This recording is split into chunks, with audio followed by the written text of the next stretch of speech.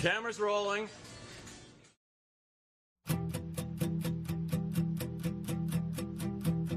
Baby, I'm too young to know any better, but I guess I'm just too old to care. I'm waiting on the morning light to clear the air. Now the sky is hung with regret, letting go that you pay flags. All the silence that keep me coming back. I'm the one that you hated.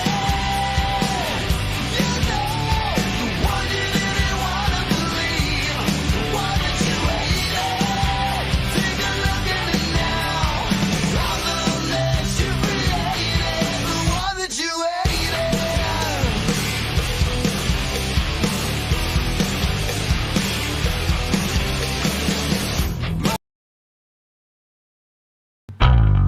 Now the sky is hung with regret, letting go that you pay flags. All the silence that keep me coming back. I'm the one that you hated. You know, the one you didn't want to believe. The one that you hated. Take a look at it now. I'm the one that you. Good morning, everybody. Welcome back to Dad Talk Today. I hope you're having a good week. I hope it's doing well. What is today, Tuesday or Wednesday? I have to think about that. I think it's Wednesday. If so, happy hump day. If not, it's Taco Tuesday. I get my days mixed up doing this, man. But no matter what it is, I hope you're having a great day. Do me a favor if you're here. Let's like, share, subscribe. Let's make sure that we're getting this out there. Make sure that you're dinging that bell. Ring it. Ding, ding, ding, ding, ding. Make sure that you're ringing that so you get these notifications for when we go live. Many ways that you can support this show right over here in the corner. Dad Talk Today, no spaces. That's Cash App, Venmo, Patreon. There's also Super Chats, stickers, memberships over there on YouTube. And there is stars and memberships over here on Facebook where you can support what we do. If you want to get your Dad Talk Today gear, really cool stuff. Got my coffee and my water as always. And you can get yours too if you message the Dad Talk Today Facebook and you ask them on how to do that. Okay. I'm in the process right now of getting some more merch made up that we can put on the website that you guys can sport. And it's going to have different messages and stuff talking about this fight and bringing out the awareness. And we hope that you guys will support it. Little ways that you can support us at the same time. Get some other good stuff. Hey, man, we got some of these spammers. One of these that's trying to find one of these single guys. Get out of here. Get on. Get out. Hold up. Let me delete her.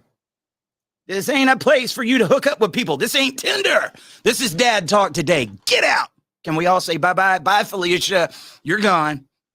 Look, if you see those guys, make sure that you don't. Nobody, these random people, especially, they show up in the thongs and in the bras and stuff and like, hey there, buddy. Hey there, Johnny. Hey there, Dwayne. Will you please add me? I'm lonely. I need a friend. Bullcrap. You're probably a man in some Middle Eastern country right now trying to hope to scam somebody. That's what I think. Bye-bye. Get out of here. I just found out also, guys, there's some more Dad Talk Today scammer profiles that are going out there on Instagram and Facebook. They start up every once in a while. How in the world you can get some of the community standards that we get on some of this stuff, and you can't get those people out of there? I'll never know. It's just like the spam callers. Get them out of there. Make sure. I'm not giving away $5,000 to anybody. I don't have $5,000 to give away. And that's what they use. That should be easy to catch. I'd love to be able to give you $5,000, but we don't have that. Anyway, let's get on to today's subject. Happy wife, happy life. How many of you guys believe in that saying? You know, I think that originally came out as a joke. You know, you ask one of these older guys like, man, what's the secret to marriage? You've been with your spouse for a long time. Hey, she's always right. Do what she says. Don't ask no questions. Happy wife, happy life. I think it started out as a joke. But if you look at the way that our society has been constructed over the last 20, 30 years, there's a lot of people that take that to heart. There's a lot of blue-pilled men out there that thinks their whole existence is I have to keep her happy. In order for me to be happy in a relationship, I got to do everything that she wants. And do you know how miserable that makes a woman? A woman doesn't want a puppet. They think they do. Some of them think they do. And then when he ends up doing all this and doesn't question and doesn't push back and yes, ma'am, rolls out the red carpet, I'll do anything for you. You got a little submissive twerp that doesn't know how to push back, that doesn't show his masculinity. They don't want that type of man. Don't let them tell you that they want that type of man. I don't believe it. Ladies, do you want that type of man? Do you want that man that just says, yes, ma'am, and doesn't push back? If he hears you say something wrong, he just lets it go. Could you imagine being in a relationship like that? I wouldn't want that. I wouldn't want that one bit whatsoever. Happy wife, happy life. Get the hell out of here. Yes, Bird, Ophelia, Amelia, thank you. Let's welcome Bird up in here. How you doing, Bird? Nice, guys. If you see some people that we haven't seen in here before, make sure to welcome them. Let them know what Dad Talk today has been for you and that they are not alone. We know the challenges that a lot of you guys are going through because we are all living this thing known as life. And guess what happens? If you live in this thing known as life, you're going to have your challenges. You're going to make your mistakes. But we all get older. We just want peace. We want to grow on and we want a happy life. But that happy life doesn't mean you have to serve a woman and make the happy wife in order for you to get a happy life. If you are in a relationship with somebody, it needs to be 50-50 or 100-100. Men, you deserve to be happy too. Men, you deserve to be spoiled. Men, you deserve surprises and attention and all that other stuff that the other side does. And if both sides did that, I think we'd have a better world. I think we'd have happier relationships. I think we'd have happier marriages. And you know what happens when you have happier relationships and happier marriages? You have a happy home because it starts at the very top. If mom and dad are happy, okay, that trickles down, okay? And then that love pours onto the kids. They got a safe, stable relationship. But when you got the simp over here, this guy, oh, I'll do anything you want me to, baby. Dude, how many of our men are actually doing that? It's sad. I feel so sorry. And I meet them all the time. And, that's one thing I'll usually ask, like, if they've been married. I've been married 20, 30 years. How'd you do it? She's always right, man. She's always right. And I'm sitting there thinking, man, that's not a happy relationship. You say it is. It might be existing right now. But guys, grow some nuts. Serious. It's not that hard. They can get in the way sometimes. They dangle and stuff, but they're good to have because they help you. They help you when you're going through this bull crap. Say, hey, if you're doing something that I don't like or that ain't supposed to be done, don't make me pull D's out. Don't pull D's out. Don't. You'll get in trouble for that. That's not what I'm saying. Just get you a set because you need that. You need that to get through in this life. And that's why I tell so many of these men once they get out of these bad relationships, you need to heal before you get into the next one, brother. Because if you don't sit back and reevaluate and grow that set, you're going to let the same things happen again. Can we start building back strong men? Is it okay for us to have this conversation? I understand this is so politically incorrect for me to be saying any of the things that I say right now. I don't care. Some of you men need it. Hold up. Let's pull it out. Have you had your breakfast this morning? Have you had your dietary supplements? Here is one that you need. It's good for your bones. It's good for your hair. Yep. It's good for your hair. It's good for your skin. It's good for your life. It's good for everything. I suggest it for everybody. Take the red pill. I went back to the wrong one. Messing up my overlays. Anyway, take that red pill. Make sure that you are not being a doormat for anybody. I'm trying to be a little funny about it, but I'm being serious at the same time. There are so many of these guys that have just been weakened.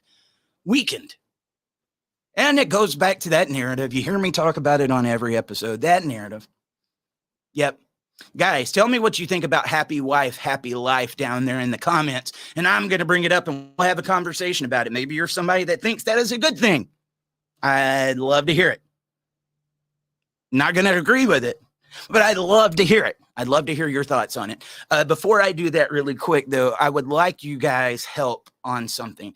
I told you I'm new to TikTok, but we've been over on Instagram and some of these other platforms for a while now. I had a long conversation with a friend of mine. He's been at my house. He stayed at my house. I went up there to Michigan and been with him many times, Jonathan Vanderhagen. For those of you that don't know Jonathan Vanderhagen's story, it's awful. Okay. This is a dad that was fearing that something was going to happen to his son. His son had water on the brain, hydrocephalus. Okay. And he was seeing that the child wasn't being taken to the doctor's visits. There was many things that was going on, to the point that he went to the courts and said, "Judge, if you don't give me custody of my son, I'm afraid something's going to happen." He begged them. He done more homework than you can imagine, guys. They told him they wasn't giving him custody of his son. They would not take custody away from a mom. Well, one day they woke up, baby boy was dead. 1.5-year-old baby boy. I've had some people say, "Eric, man, you go into this funny and then you go to these dark moments. Don't do that to us. Don't do that to us." This is reality. Okay. This is reality. Killian, little Killian, 1.5 years old, died 6 years ago. It's coming up. And you guys don't see the conversations behind the scenes that we're having. There's times I just get on the phone and say, "Hey, man, go at it." And he can go on for weeks and months about the trauma that he's experienced, because there was never any justice in Killian's story. There's never been any justice. Once his son died, he came to Facebook to do what we're doing right now. Imagine this being used against you, because they will use it against you. If you start speaking up against the system, you better beware. They will use it against you. But once he started speaking up about it on Facebook, they put him in jail with a $500,000 bond. It was the biggest bond that had ever been done in that county, up in Macomb County, Michigan. So what was Jonathan saying on Facebook in order for him to do that? He was pushing the limits of free speech, but he had a picture with a shovel on the back. And he said, "I'm going to go dig up all the skeletons in the family courts in this county." That's exactly what he said. "I'm going to go dig up the skeletons." Basically, we're about to expose it. They took that and said it was a death threat to the judge. Okay. $500,000 bond. Talk about twisting somebody's words. You know what happened in between then? They came to Jonathan and said, "Look, man, we'll give you a plea deal. If you'll plead guilty to this and you'll just say that you're not going to talk about it anymore, that's the catch. You can't talk about it anymore. We'll go ahead and let you out of here." And in his words, verbatim, he said, he looked at him and said, "F you.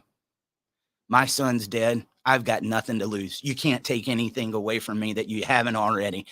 I am not running away from this. I'm going to fight you in court." And this is him going up against a judge. Now, he later told me, after they walked away and everything, he was like, "Did I do the right thing? Did I do the right thing?" But he went into the court and he beat that judge. And I'm going to tell you, a lot of people treated this guy like a rock star afterwards. It was a guy that finally beat a judge. They're supposed to have immunity. Now, when we say he beat the judge, did he really beat the judge? All that happened is he was innocent and he got let out. Did they lose their job? Nope. Was there any repercussions? Nope. Was there an "I'm sorry" from the courts or anybody that he went and told him what was going on and they didn't listen to him and it ended up in the death of his son? Nope. Never been any justice. When's the last time you've heard anybody talking about Jonathan Vanderhagen or Killian? It's been a while. I think it's only on Dad Talking. It's 6 years old. We can't get any ratings off of that anymore. So we're just going to go and not look at that anymore. The extreme trauma. Losing your son would be hard enough, guys. Losing your child, the death of a child, especially when you did everything you could. You did everything you could. Pulled no punches. You should see the work that this guy did. He was very involved.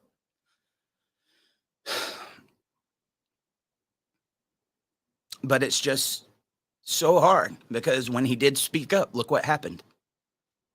And it's a scary thing. If you speak up, you are damned if you do. You are damned if you don't. And that's what we're seeing going on in this. And me and him was talking yesterday, and he was like, "Man, I feel like I failed my son.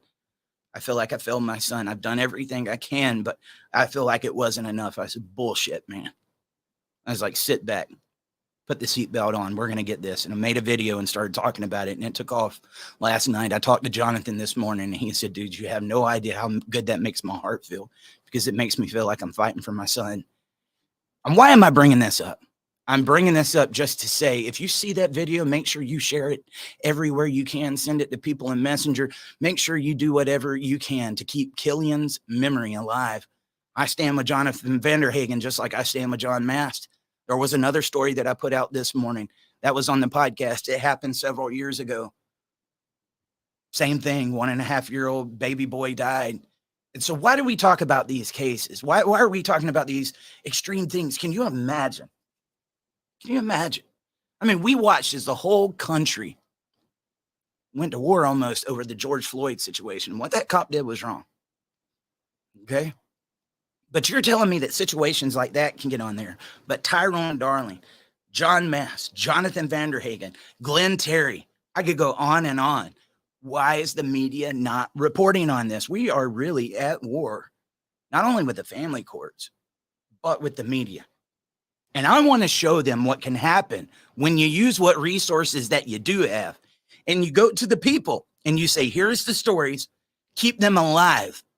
And this is going to be a little bit of a harder challenge, guys, because it's not breaking news. It's not something that happened last night that if you make a video on it, everybody's going to be searching it up. This is what a lot of people do right now is let's find the biggest headline and then let's put it on there because it'll get the search engine going. No, we're taking stories that have been forgotten about and putting them back out there. And he said, why are you doing this? I said, because, buddy, I know you would do it for me. I can only imagine. Me being a father, I haven't been through that, but I've put myself in his shoes. What would that be like? What? It's crazy, man. When you guys see these stories come out, man, I'm about to go full blast into these. I've got a lot of ideas coming up that we're going to be doing. I got that out of the way. Can we get some candles lit up for Killian Vanderhagen down there in the comments? Man, that was such a cute baby boy. And he loved his daddy. He loved his daddy. If you guys want to hear more about that story, I think I did that podcast like 1.5 years, 2 years ago. Jonathan was on here for 4 hours, and we barely scratched the surface. And that is one of those cases, as I'm sitting back, I see this, that trauma. How does a parent get over that? At least they could have some form of justice. There's never going to be any type of justice that's going to be enough to bring back a child. But at least there could have been an, I'm sorry. They couldn't even say, I'm sorry, guys. Because the system would have to acknowledge we failed. We did something wrong. Now, those are extreme cases, but we've got those extreme cases all across the United States. We got them all across the world. And we need to be letting people know what's going on. That's enough of that. Let's get back over here and getting back to happy wife, happy life. You know, I did everything in my relationships to make my wife happy. I ended up a divorced man. Dude, I was so blue-pilled. I wanted to spoil. If they said I was doing something wrong or if I needed to do something more, that's what I wanted to do. And you realize when you get into the relationship with the wrong person that's not going to invest in you what you are investing in them. A lot of these guys will try to stay in relationships with someone that is not investing in them, especially if there's an affair going on. They're investing in somebody new that you don't even know about while you are really just sitting over here in the corner blindfolded, trying to make that person happy. Happy wife, happy life. Nah. She needs more happiness than you're going to be able to give her, brother. And I guarantee you, if it goes on to the next relationship, yeah, she's still going to need more happiness. That's what they seem to do. But when you get in one of those relationships, you know, I go back to my wife now, not to bring personal situations in it, but guys, I can't talk about her enough. I would love to get her on the show. She's already said she doesn't want to be on camera, but she supports this 100% and is the reason why I'm here. But everything inside of a healthy relationship versus one of these where you're supposed to be serving somebody is so much different. She met me and we started dating the week before I got my knee surgery. A week later, I'm in a wheelchair, can't walk, can't give myself a bath, anything. And you know what happened? I was a huge Starbucks drinker back then. I can't stand Starbucks now. I got my black coffee is what I do. Let me get some of that black coffee. The nectar of life. But she would show up every day with a Starbucks, come in there, massage my leg, cook me supper, just bring me all these random gifts and stuff. And I'm going to be honest with you. I wasn't really planning on settling down just then. I was just dating to see what was out there. She was doing everything right. And the more that she would do right, I'd be like, I don't trust you. You are Satan. You haven't showed your face yet, but you are Satan. You are the spawn of evil. I'm waiting for it to come out. And I think that's what a lot of us guys that have been through those relationships look at the new people as, right? When are you going to screw me over? When am I going to find out who you are? Because many times in those type of relationships, you get blindsided, right? But no, I'd get the random I love yous and attention like I had never gotten before. Sincerely loved my kids. Wanted to talk to me all the time. You know, and it was, it took me a while. I had several of my friends like, dude, you're an idiot. Do you not see what you got here? And because of that happy wife, happy life, that blue pill philosophy that I had went after for so long, anything being put into me, I thought was wrong. I thought my existence was to make that person happy. Here's this person that came in already happy and just wanted to love me. And it was unlike anything I had ever seen. How do you think I've done this show? Do you think that many women would have sat around while there was a guy traveling around the country talking about these stories, getting out here doing what? No, I would have never had that in the past, ever. She made me happy because she believed in me. She put attention into me. And dude, I grow more in love with her every single day. And if you call that a simp, you can kiss my ass. I appreciate what I've got because there is ones out there that will do that. But the ones that think you are supposed to put into their happiness, dude, my wife never watches the show, really. She's seen some clips and stuff of it. But I guarantee you, if she asked me to go out to eat right now, she's going to pay for that bill. Now, I'll pay for it too. But there's so many times she's not going to let me pay for a meal 2 times in a row. She's going to make sure that she gets that. And it's just little things like that. We've been programmed, right? If you're a man, you've got to pay for the meal. If you're a man, you got to open the door. If you're a man, you got to do these things. Is it so bad for the spouse, for the woman to do this for the man too? I don't think so. But we've made it like it is. Like, you shouldn't be supporting a man. You ain't supposed to do that. He's not your child. No, he's your spouse. And you can't build a house with somebody that's not wanting to help carry the bricks. And if more relationships got into that, I think we would see it start to turn around, guys. I really do. Mandalorian. Wanda, she said it's Wednesday. I was wondering, Mr. Dwayne, Tim, go on, get. Yep. Super Barker. She's gone. Oh, y'all still talking about the catfish. Catfish. Miss Sabrina, what's going on? Tim said, I'm waiting for a response from the court this morning in Michigan for a motion for ex parte custody that I wrote and filed. Hey, man, good luck on that, brother. Welcome, Tanya. That's what I'm talking about. Happy spouse, happy house. Jared said the simp. He was talking about the simp. Paul, I'm just trying to get through this, man. Just trying to get through this. Hi, I am new. Tanya Tucker. Thank you, Tom Fitzpatrick. Hey, we got a new one in the house. Tanya, thank you for being here. Jeff Dion, what is going on?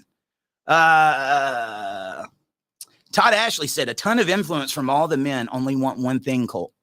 Then they seek out the guys that are being treated the same way as you. As the cult member plays the savior just to weaponize it. That's a good point. That's a good point because we have been told that men only want one thing. Now, is there some truth to that as a teenager? It's still not the truth. Guys want connection. They want attention. They want to feel special. But let's just be honest about it. Do guys want sex? Yes. Sex feels good. It's what creates life. And we have those hormones and that testosterone that's saying, you got to get it, dude. You got to get it. Especially as a teenager, when you very first hit puberty and you start, your natural instincts start kicking in. You're wanting to get out there and you're wanting to do the process that makes life because that's inside of us. You don't need to do it until you get a little bit older, but just because they're a teenager doesn't mean that they're not revved up, ready to go. And we're constantly telling the girls, he only wants one thing from you. Now, is he wanting sex? Probably. He's a kid. He's got the hormones pumping and everything, but that's not all that guys are about. That's what we've made them think that they're all about. I think there's so many stereotypes that's gone out there towards men, and this society has been so blue-pilled that we've allowed those stereotypes to exist. And another reason why they exist is because we haven't talked about it, right? What are some of the things, guys, even as a teenager, outside of sex, that you wanted? I'd love to hear from you, because there's many things outside of that. Now that I'm getting older, I don't need sex all day, every day. There was once upon a time, buddy, that's all I could think about. And I know what that was like. Now that I get older, a couple times a week, whatever, and I'm good. But you know what I enjoy more than anything?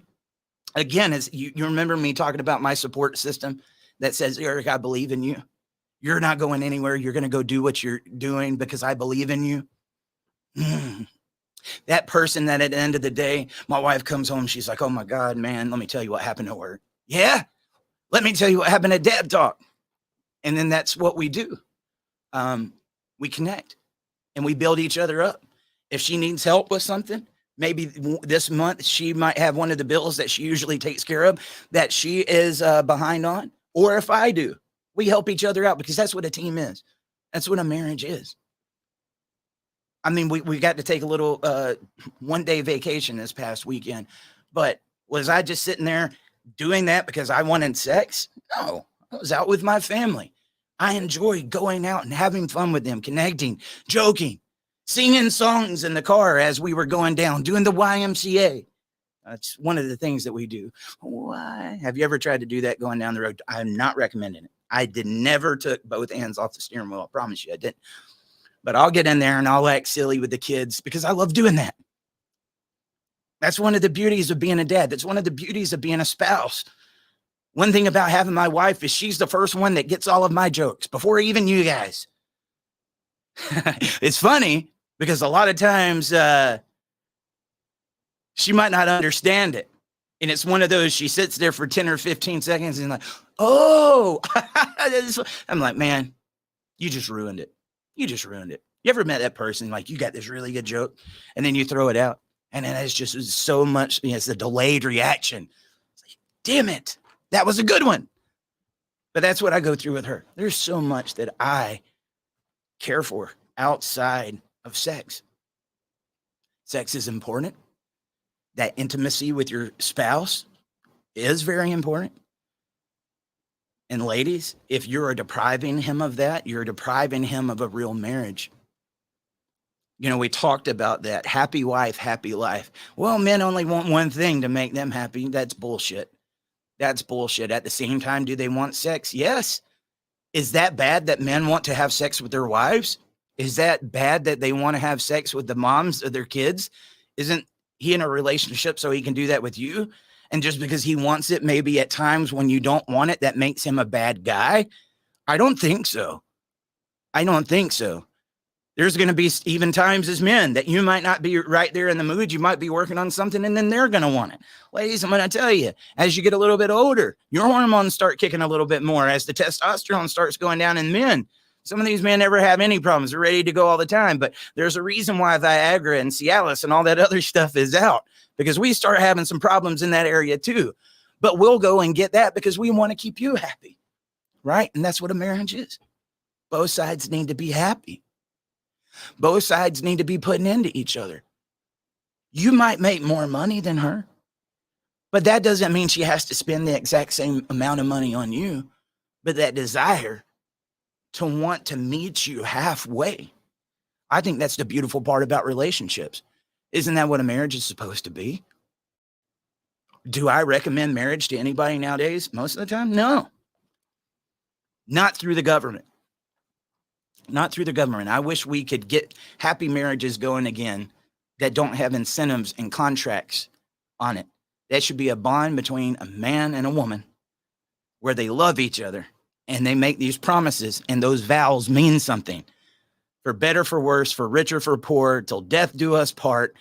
And I'm not going to go over here with all these other guys. I'm not going to go over here with all these other girls. And I'm going to tell you, there's going to be times in your relationship. Maybe you're one of the guys that's working out of town. Maybe you're in the military. Maybe there is like long extended periods of time where you're not seeing your spouse. You need to know that we're both building towards this, because that's what lets you know, like, I'm safe. I'm not even second guessing what's going on when I'm not at home. And for any of you guys that are in that type of relationship, something's wrong. If you are in that relationship and you're wondering, who's she talking to on the cell phone right now? Is she trying to do something against me? Is something going on? There is a reason why those thoughts are there. And it might be trying to tell you, you got in a relationship where it's not reciprocal, right? If there's more expected out of you men that you're not getting in return, there's a problem there. And it's not wrong for you to say that, you know, because as much as people say, oh, this narrative's wrong, then you go back to, isn't that equality? You can't tell us that what we're saying is wrong, and then you say you want equality. Bullshit. Because that's what we're saying. Did you guys ever hear me say that they need to serve their husbands, or that they need to do more for their husbands than their husbands are doing for them? No, I'm saying they should put in the equal amount of work, return a kind act with another kind act, carry those bricks together to build that house. That's what I'm talking about, real equality. So tell me how it's politically incorrect. It's not. It's the reason why relationships are breaking up. Keep your husband happy. And, you know, I think sometimes in those relationships, if they go a year or 2 years without sleeping with a spouse, I have heard of that. I couldn't imagine that. A year or 2 years without having relationships with their spouse. And sometimes the man would go somewhere else. I would tell you guys, don't do that. If you're going that long and you're being deprived in that marriage and you're starving for attention and everything, it might be time to get out of that marriage, because there's something there that's causing that. And there could be more going on behind the scenes, but none of you should have to be putting up with that. If you married somebody, you married them to have happiness, intimacy, and to share those moments of life and to build together.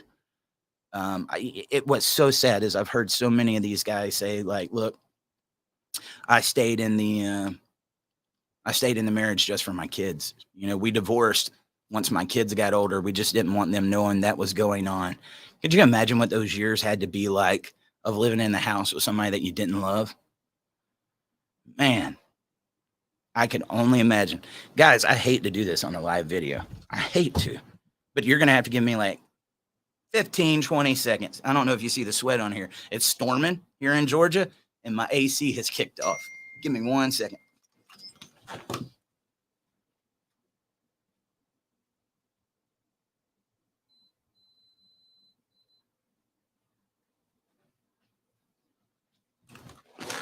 Ooh-wee. Man, it's hot. Earmuffs all full of sweat. All right, TMI. All right, let's get back to it. I forgot what I was talking about. Morning. Tim said it's a totally severe codependent thought process, not healthy. No. XL, what's going on? Laura and Cody, what is going on? Dad Talk Today on Facebook said real women do not want men who are pushovers. That's what abusive women like. SB, that is a woman that is commenting. That's our secretary, man. She's a rock star. You'll love her, Miss Shirley. But she's telling the truth. That's coming from, they do not want a pushover. But why would a controlling or abusive woman want that type of man? I'll tell you why. Because he's easy to control. Whatever I want, if I say jump, you're going to say how high. I'm going to be able to make you think anytime I do something wrong, it was actually your fault. Anytime I need something, it is your job to fulfill it. Do you know how many of these guys are sitting there busting their ass, leaving for work for months on end, only to come home and hear this person just tell them everything that they have to do and how they're not doing enough? Man, don't make me pull out that red pill again. Dwayne Rose said we need to learn more leadership skills from an early age. I agree. That's a show that I'm still waiting to do.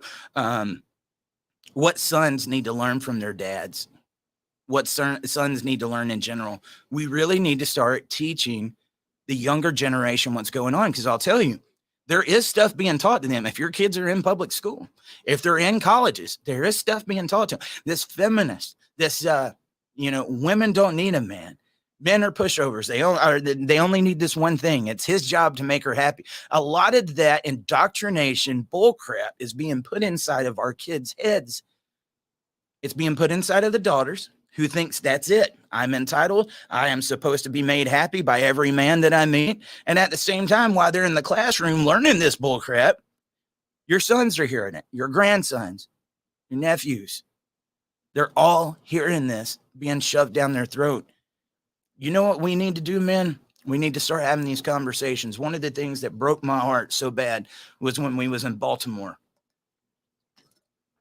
When we was in Baltimore, 9 out of 10 of the fathers that was there on the streets that are now fighting to be fathers, going through the family courts and not being gave that opportunity.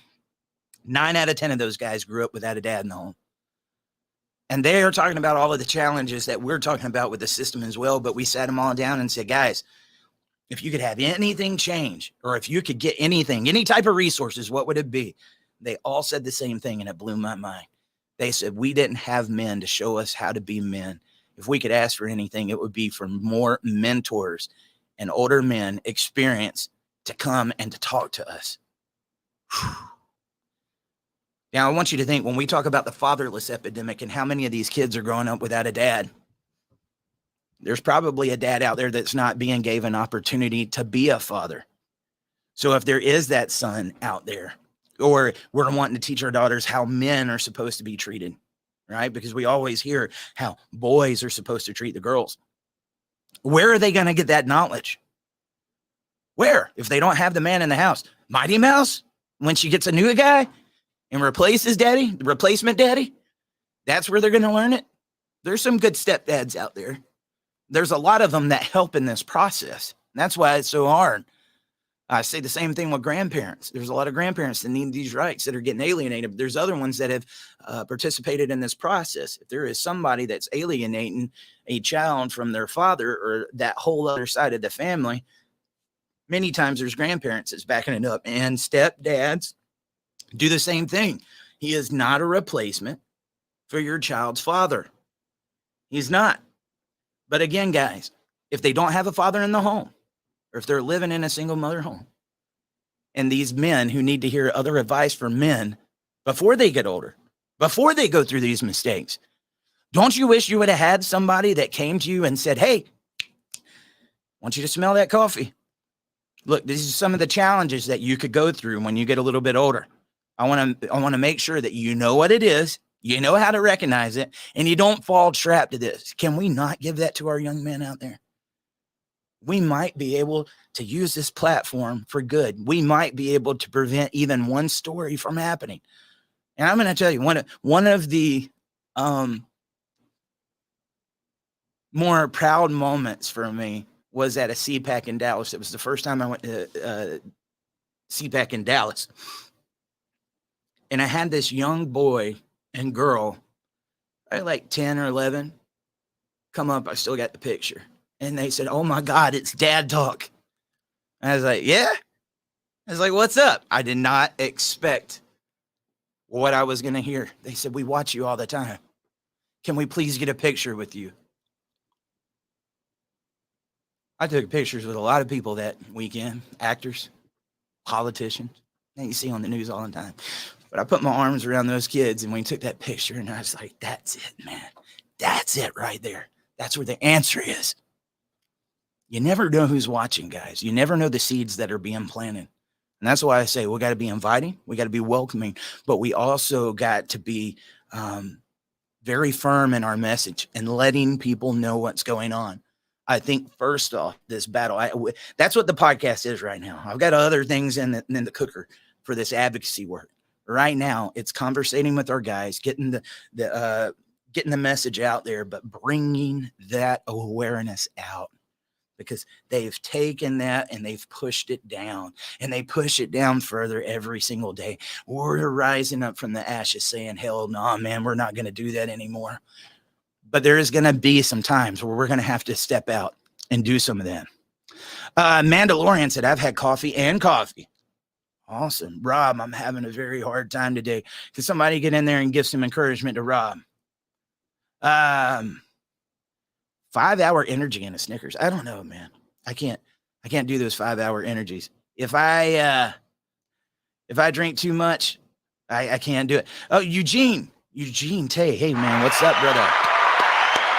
What is going on?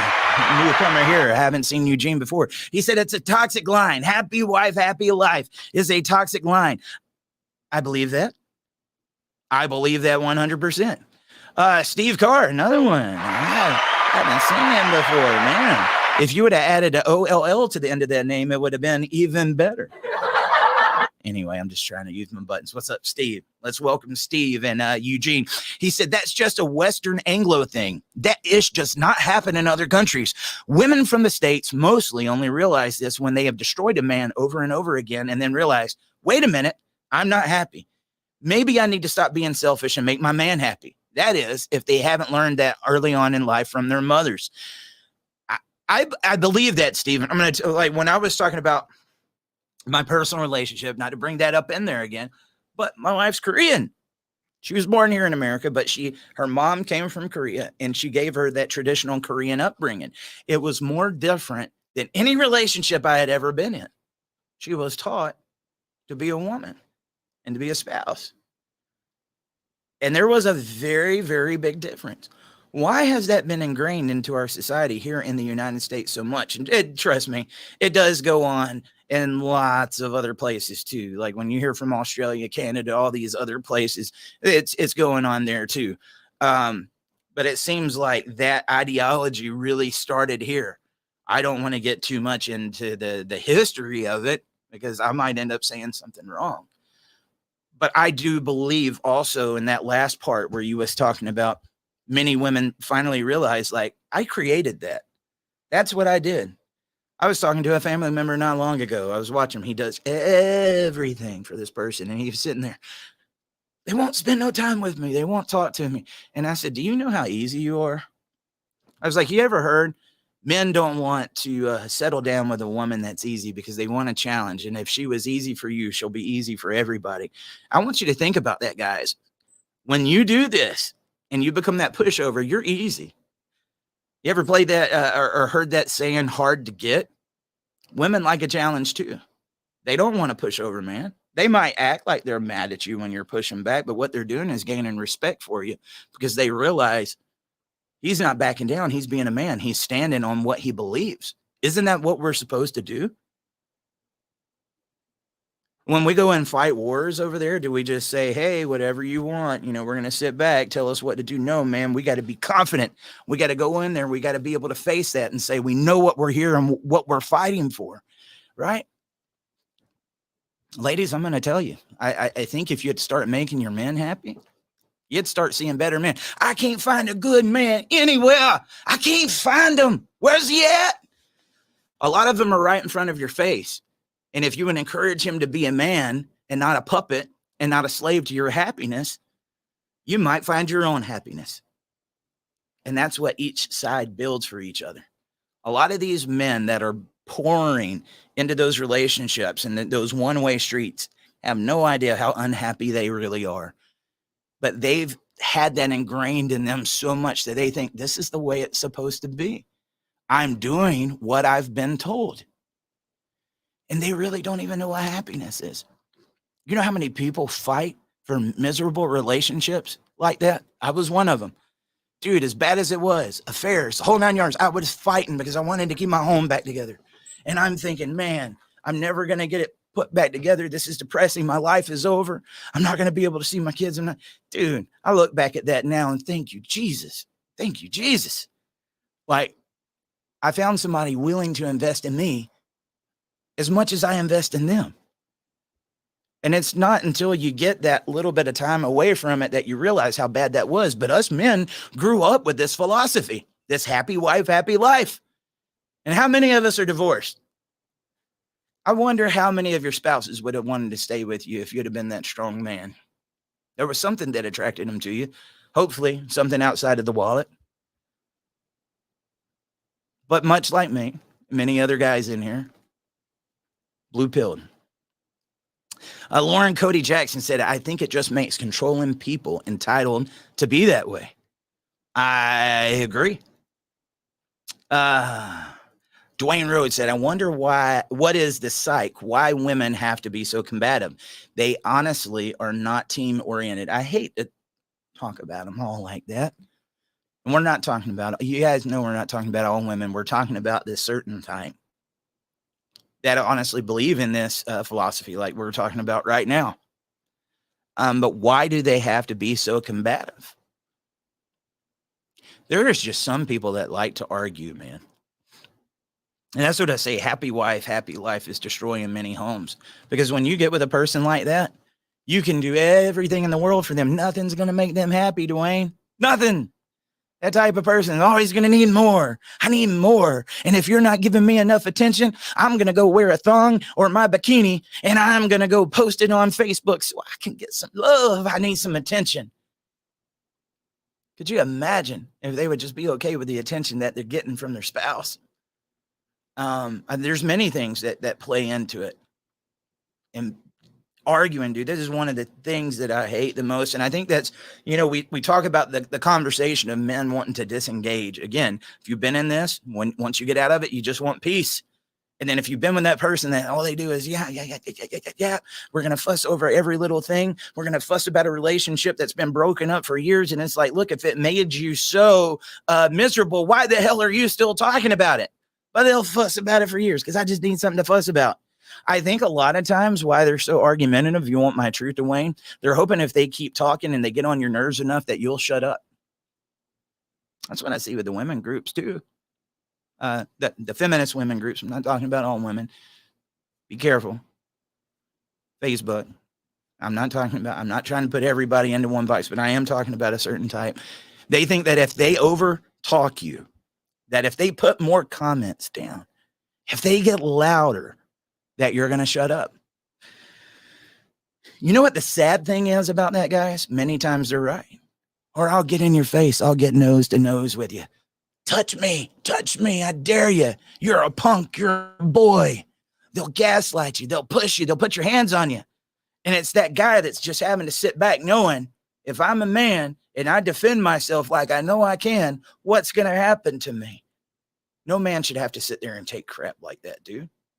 You're teaching with this happy wife, happy life, that he just has to be a sap. He does.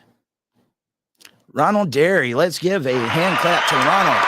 Thank you so much for being here, man. Michigan is the worst of all. I am still fighting this corrupt state, dude. I have gotten some horrible, horrible cases out there in Michigan. It's, uh-oh. Bye, Felicia. Bye. Hold up. You ready? Pulling the band hammer out. Boom. Gone. Get out of here. Get out of here. Leave my guys alone. Leave us alone. Dude, they're everywhere. But I try to take them out when I can. What was I talking about? I stand with you. Awesome, dude. Oh, dude, awesome. Let's get these candles. Those candles lit up. Killian Vanderhagen. Dude, there is some of those stories that just really, all these stories get to me, but Jonathan was the first really big one that took off early on with Dad Talk. And it was just crazy how that whole case came together. It was a very small story that the media wasn't reporting on. I found it and I got so mad. This dad whose kid died that was trying to speak out about what happened, we're going to put him in jail. I was infuriated and I posted about it and said, if anybody knows him, tell him we're pulling for him out here while he's in jail and I want him on the show. I didn't know it. A couple hours later, dude, his family, friends and everything had gave him that message. And then me and him started talking while he was in jail. I was letting him know I'm fighting for you out here.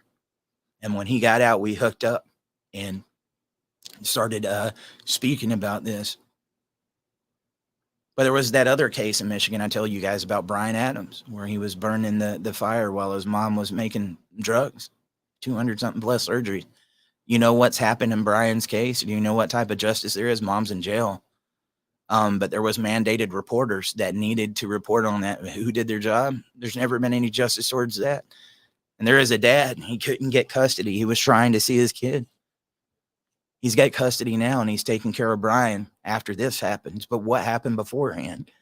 There are so many of these instances where these guys have tried to fight for their kids and to be in their life, and then they're not allowed. And yet we want to talk about deadbeats.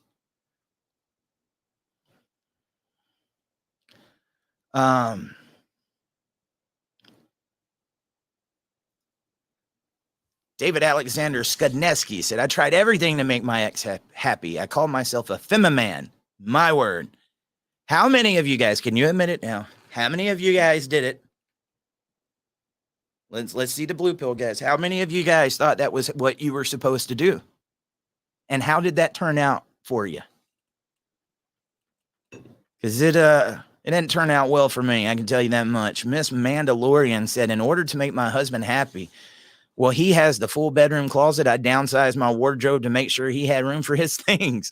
This man didn't even own a jacket when we went on our first date. He gave everything for his kids and his ex-wife. So it doesn't matter. My husband wants a coat, watch, cologne. He gets anything he wants. That's what I'm talking about. That's what I'm talking about. And you know what? He should do the same for you. He should absolutely do the same for you.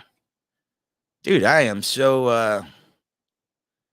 there we go. Yeah, thank you guys for the shout outs to my wife. I am so in support of happy relationships and happy marriages. The problem is, it is not talking about, you know, men needing to be served or be superior. That you no. It's just getting them in the conversation at all. Because it rarely happens. I mean, some of this stuff is just so absurd, guys. It is so absurd. And then when they try to get out of a relationship like that, or she tries to get out, when women initiate divorce 70% of the time, and I guarantee you a very high percentage of that is women who made a puppy dog out of their man, and then they found another man. You know, how many times have you said or seen where a woman will leave a man that gives her everything that she wants? He is a hard worker. He'll buy her a car, bought her a nice house, took care of her, helped clean the house. He cooked, did everything she can want. And she will leave that guy for somebody that doesn't have anything to offer. Come on now. We know we see it. She was looking for a challenge. You didn't have any hangups. And you didn't push back. She's wanting a challenge. And they're not getting that in the relationship. Shouldn't be a challenge. A marriage is a challenge. Let's be honest. There's going to be times where you don't want to look at each other, where you don't want to speak, and you don't even want to be in the same room. But I'll be honest with you, man.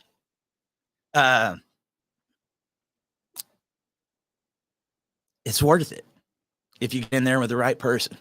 I hate to see any family break up, because we're over here talking about equal shared parenting and everything. But if you have a happy family, you have a happy relationship, you have a happy marriage, it makes those kids so much happier. And when they can see mommy and daddy working together, and they know they can't play one parent against each other. Dude, just because you got an intact family and mom and dad's in the same house, don't think that them kids won't play you just like they will in divorced couples. If mama lets him get away with something and daddy doesn't, or if daddy lets him get away with something and mama doesn't, they know how to play them too. So you two have to be that family unit to make sure you're keeping your eyes on that stinker, because that little stinker wants to get what they want, and they will get their parents going back and forth too. That's why it's so important for you to be that strong family unit and to work together. And I wish we saw more of that, man. I'd much rather hear the conversation turn more into that than what these guys are going through in divorce. But I'm afraid that conversation is going to be happening for a very long time. Amanda said, if I pay for a meal, I always give it to my husband. Still let him pay. Oh, that's awesome, man. And it's, I watched Dr. Warren Farrell. If you go on YouTube, good friend of mine, Dr. Warren Farrell, when he was on Oprah, this was back in the 90s. He was challenging this stuff back then when it was even bigger. Okay. When you didn't hear anybody speaking out about it because we didn't have social media. And he said, if a man pays for a meal, then a woman should pay for a meal. If a man opens a door, then a woman should open the door. Everything a man does, it should be reciprocated by the spouse. Dude, that audience went bananas. How dare you tell a woman that she should pay for a meal for a man? And what I talked about, go watch it. It was on Oprah, Dr. Warren Farrell, Oprah Winfrey. As it's going on, every time Warren goes to speak, they just get louder and they just drown him out.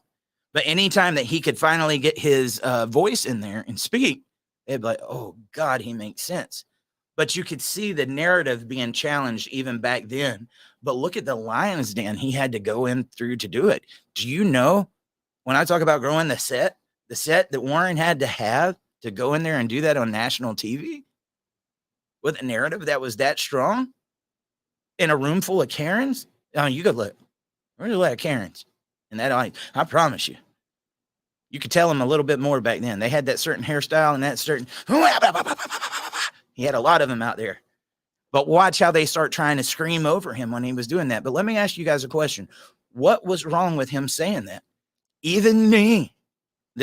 I didn't see this, until I was doing dad talk and stuff. When I first heard it, I was like, oh, I'm watching, but that one's going to get some blowback.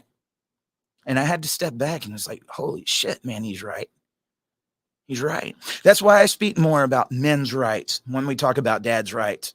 It's not just about dads and fathers and what they're going through. It's because they were men. A lot of you guys went through the situations that you did inside of the family courts because of who you are. You're a man.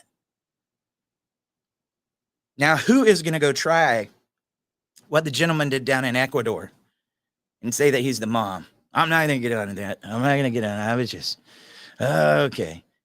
Paul said, I wanted cheaper car insurance. LOL. Dude, I was listening to the podcast with Rogan and Matt Walsh, and they was talking about that benefits you got when you get married, and what's the benefits of joining with the government. And I was like, dude, is that little bit of benefits and that income tax worth what these guys are going through when they have to get out of it? Could they incentivize homes staying together? And could they take the incentives out of divorce? If you took the incentives out of divorce, maybe you would see more people want to stay together. Maybe. I don't know. I just think there shouldn't be any incentives with broken families at all. But they were saying, you should get married because of these benefits. Bull crap, dude. These are usually people that's never been through divorces. And dude, I love What Is a Woman, and I love Joe Rogan. Love both of you. I'd love to get in there and get my perspective on it. Would you like to see us on Rogan? Rogan, I've been waiting on you for a long time, bud. I'd love to have that conversation. And I think it would be good. I can talk about MMA. I can talk about mushrooms. I can talk about all this stuff that you always do. Now, fitness, the only fitness I know is fitting this pizza in my mouth. But I'd love to get this on your show. You're actually one of the inspirations for me and why I started doing what I'm doing here. Could you imagine if it got on a platform like that and millions of guys actually heard their story coming out and they're saying somebody's allowing us to talk about it? That's how we grew the whole audience over here. I know what we're talking for. Men need to stop hiding, and they deserve to be happy too. Todd said, exactly. Tell a pregnant woman to knock the shit off, and we get it's my hormones, but our kids are to control their hormones because she says so. Huh? Yep. Tiffany, marriage is 100%. 100%. It takes a lot of work, but it's worth it. It is worth it with the right person.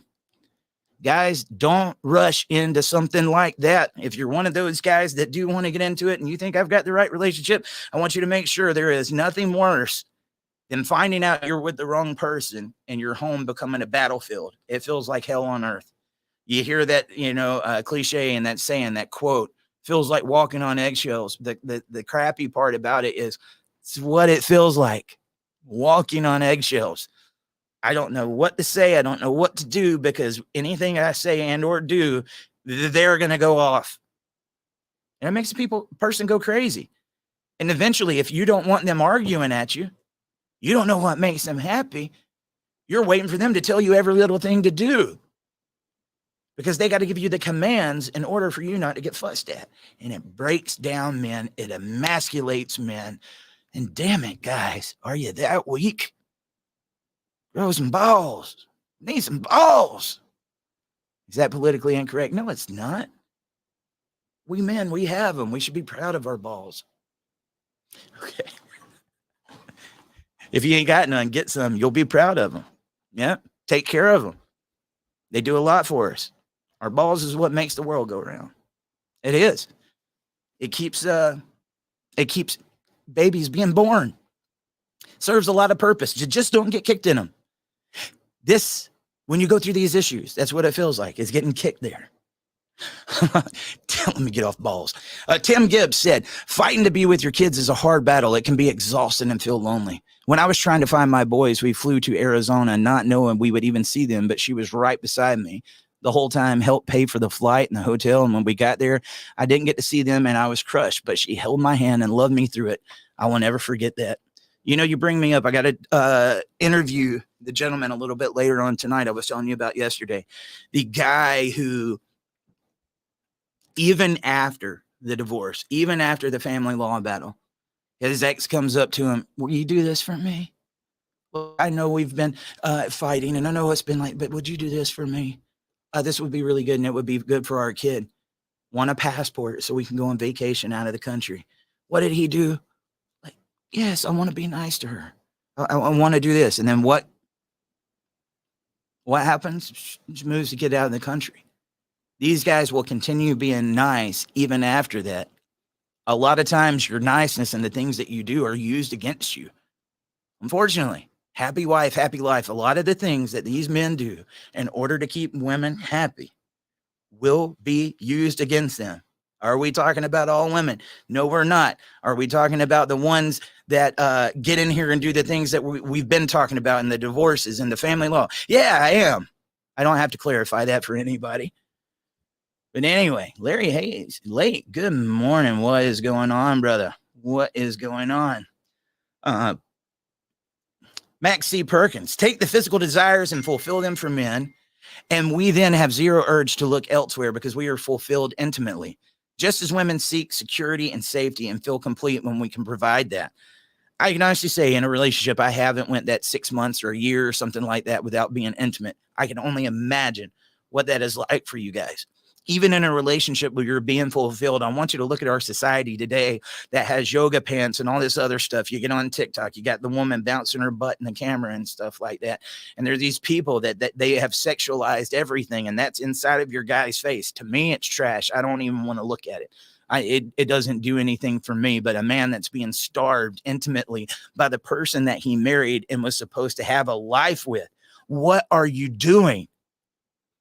He's wanting to love you. You might look at it as he's just wanting to use you. No, he's not. He married you. And if he married you and he's working for the home and he's coming home and he's doing these things, he's having kids with you, he's trying to build a life with you. If he wants to have that moment with you, that should make you feel proud. If you don't want it right then, maybe you can communicate, just not right now, or it's that time of the month. You know, the guys, that is one of the biggest things we fear is that time of the month. It's like, really? Damn it. Really? Okay, it'll be 5 or 6 days. And then they're like, oh, it went a little bit later this month. Really? I waited 5 days. Really? Come on. You know what I'm talking about. At the same time, though, man, you deprive them of this. A man that wanted to marry you, that wanted to have kids, that wants to build a home, that wants to provide for you, and then is trying to be a good husband. And you think that's the only thing he wants? No. But does he want it? Yes. Why does that make you guys a bad person? That's what creates life. We have really taken the topic around sex and made it something completely different. Completely different. And I'm a hypocrite. You know, I did, you know, when I was younger, I thought it was that feel good thing. And it was this thing that we just do. You know, I think it started, you know, when we was younger. It's just, it's very uncommon for a kid to want to be a virgin now, or to still be one when you get in high school or when you graduate high school. Why is that? Shouldn't we be having more conversations for our youth and saying that is the one thing that you can give to your partner that you didn't give to everybody else? That's special. And if you can save that for your relationship, man, the one that you want to be with, oh, that sounds like a crappy thing right now, right? Guys like, no, man, you can't hold that back from me. But I believe creating that specialness and that bond, I can never do that because I wasn't the person that did that. I wanted to share myself with everybody. When I was a teenager, I thought I was supposed to populate the earth. I think many of us guys do. But at the same time, looking back at it now, I wish I would have made some smarter choices. I wish I would have waited. Oh, but I didn't. And I think back on that all the time. I wish I would have done some. I was a kid, man. But we made that urge to want to have sex lead us. That's why I think a lot of us get in those relationships earlier. I want to be able to do this. I want to have my wife. I like that feeling. I want it every night. Let's get married. Let's have a home and let's settle down. Guys, please put the brakes on some of this stuff. Larry said, hell yeah, take a pill and she's tapping out. I don't know about that, man. I don't know about that. I don't know if I'd want to take one of those. I'd be afraid it's going to burst or I'm going to have a heart attack. One or the other. Maybe one day. Have you guys, I'm going to give you a good story. Being in the South, when I was younger, it didn't matter. Every night on one of the TV stations, there was a show that was going to show on one of the networks, and it was the Andy Griffith Show. I love that show. And that was a show that depicted a very strong dad with Opie and taught him them lessons. If you go back to some of the lessons that Andy was teaching Opie, wow, why don't we have anything like that on TV anymore? But there's something, I don't know if you call it nostalgia or because I was so used to doing it when I was a kid, that now if I'm having insomnia and I can't go to sleep, I'll go on YouTube, Andy Griffith full episodes, and just put it down right beside me. And there's something about that that puts me to sleep. It's something familiar, and I know there's some good lessons in there, and it calms me down. There was something about that show that made me feel good, right? With that being said, I had a very close bond as an actor with Andy Griffith. I loved him. He was America's dad for a long time. He's still on TV all the time. Where am I going with that? Right before Andy died, that broke my heart. But he had a movie that came out called Play the Game. We're going to have a funny moment here. Have you ever seen that? You would think, because it was Andy Griffith, you're thinking of Matlock, you're thinking of one of the old Andy Griffith shows, it's not going to have anything like that that's funny or kind of edgy or whatever. Not so. That was one of the best movies that he ever made. His wife had died, and he hadn't been with anybody in a while, but he's got this grandson that is like a player, goes around getting the women all the time. So he starts showing Andy how to get out there and play the field. You know, granddad, you need to get out there. You need to do this. He dresses him up like Eminem at one point in time, and seeing Andy Griffith looking like a rapper. That was funny. But he finally gets a date one night, and he is scared because he talks to his grandson. He's like, what if she wants to do something? It hasn't worked in years. Talking about his unit. Okay, you get it. Okay. Anyway, so I guess the grandson talks to the woman a little bit ahead of time, or she already knew. I can't remember. It's been a while since I watched it. So when they go on the date, she pulled a Bill Cosby on Andy. She got one of those blue pills. And I ain't talking about the blue pills that make you men from this conversation, happy wife, happy life. I'm talking about the Viagra. Okay. And she crushes it up and puts it in his water and stirs it up when he's not looking. And then they go back to eat supper, and Andy drinks that water with that Viagra in it, and they're sitting there talking, and you see Andy looking, and he was going, "Oh my God, hallelujah. Thank you, Jesus." One of the funniest moments in all of movies when he got happy that it woke up. It woke up after all them years. Okay. Yep. Go watch it. Play the game. It is a good one. Tiffany Watkinson said, "Your spouse is supposed to be your best friend." Yeah, I think so. She said, "I'm a trucker's wife and he's gone for 3 weeks at a time, but guess what? We have full trust for each other." I know that's got to be hard, man. Because best 39 seconds of her life, man. 39 seconds. That's a long time, Tom. But you know what? What do you expect from these men when you go all this time without it and he's ready to burst and he finally gets to play the game and he's like, the finish before it even gets started. You got to prime it up. You got to get reused to it, right? That first one was just releasing the pressure off of the valve. The next one is where the intimacy and the connection comes from. Am I wrong? Yeah. If you actually practiced it a little bit more, if you let him do it, he would get better. You have to go to the gym and train to get stronger. It's no different. It's no different with that. We have to train. We have to practice that, right? Practice. Longevity. I go out there and I jog and all of that to do my cardio. Well, it's cardio too, man. Got to build up that cardio. And when that thing ain't been used in a while, he gets excited. Yay. Having a little bit of fun. But yeah, 39 seconds. All right. I hope that's not you guys. Ooh, Allen said, "I've gone 600 days. Whew."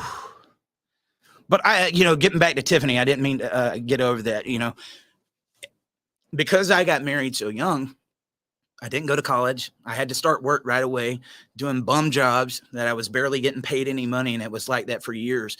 And I finally, when I got, I think like 25, 26 years old, I was like, man, I got to do something. I got to make a change. And I don't have time to go back to school. I don't have money to go back to school. I am a dad. I got 3 daughters now. Like, what in the world am I going to do? And CDL school was something I could do in like 2 or 3 months, get that. And then I could get a pay increase, right? So I went and done that. And then not long after that, I got a decent job. And then I went through the divorce. And then I needed to make more money. And the only way that I could make money was to go on the road. But I had 2 daughters I had to take care of. One of the things that they told me in CDL school was like, this is not a job. Over the road is not a job if you got a family. So to know that you guys got that, you're going to need that trust. And I think that's beautiful, knowing that that can exist. You're going to go these stretches of time. I mean, there was times with Dad Talk, guys, I was gone for 2 weeks, 2.5 weeks. And I'm going to tell you, that last trip I did for 2 weeks when I was out in Texas and when I was out in Idaho, trying to visit the supervised visitation centers and stuff like that, it about crushed me.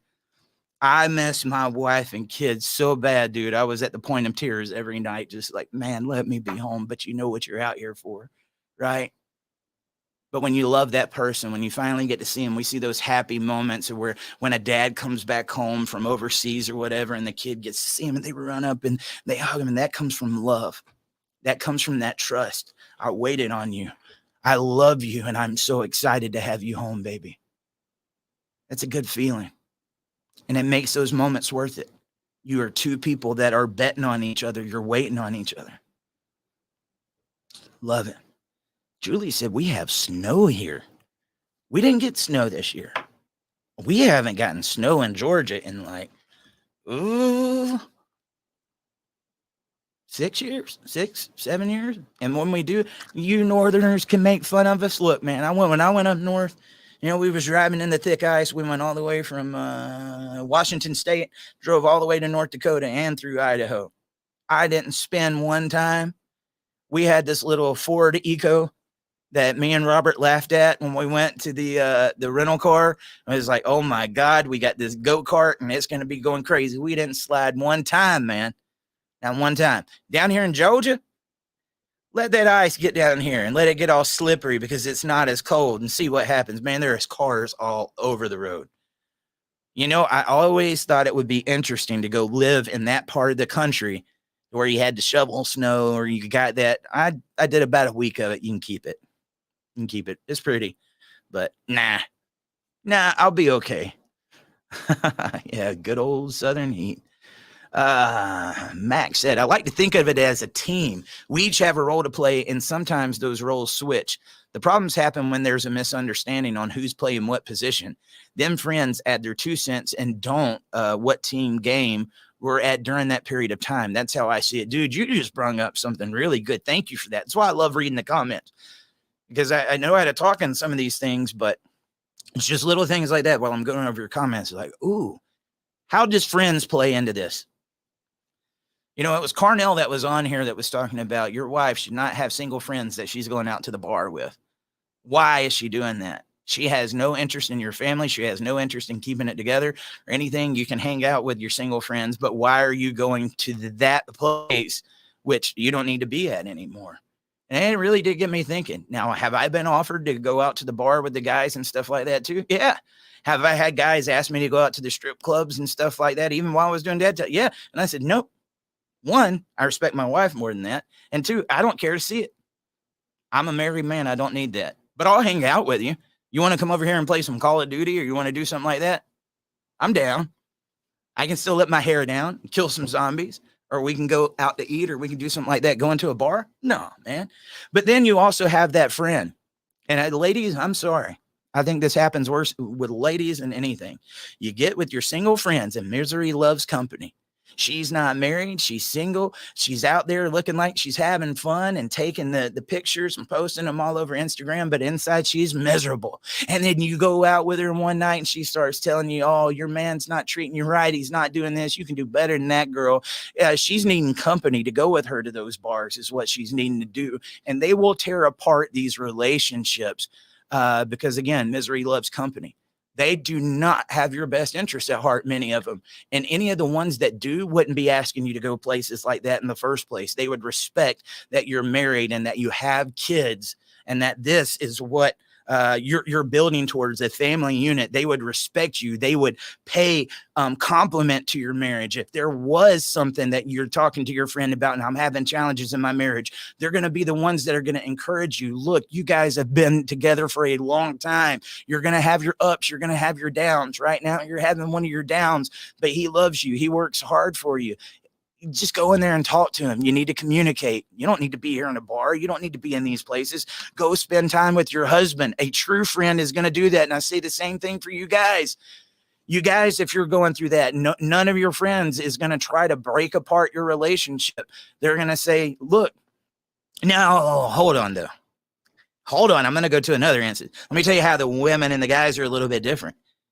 Sometimes if these guys do get away, and they're able to hang out with their friends, they might see how blue-pilled this guy is or some of the stuff that he's going through and say, hey, what the hell is going on, dude? What the hell is going on? But that guy will be so suckered in because he believes his happy wife, happy life. I'm just serving her. I'm doing what I'm supposed to do, that he can't snap out of it. And usually those guys that get very heated because they're like, what the hell are you doing, man? Is that misery loves company? No, that's a guy that truly cares about you. If you got a real friend and he's seeing you being taken advantage of, he's seeing what's going on and questioning in his head. You know what? Especially me. I've had a lot of my friends that have come to me and start telling me some of the stuff they're going through. And I'm like, red flag, red flag, red flag, red flag. And I'm like, oh my God. And they'll come to me because they want to talk to me. I'll talk to them. They don't listen. They're assholes. They'll ask for all this advice that they're not planning on taking. And they'll come back a couple of weeks later or a month later like, man, I should have listened to you. You was right. And I was like, oh, my God, dude. And I try my best not to tell anybody this is what you need to do. But I will plant seeds. Like if somebody's being violent with you or abusing you, guy, you don't have to take that. If somebody's cheating on you, guy, you don't have to take that. If your spouse or your boyfriend or girlfriend is more worried about getting attention on social media than they are from you, you might need to be looking at that. There's a lot of red flags that need to be out there.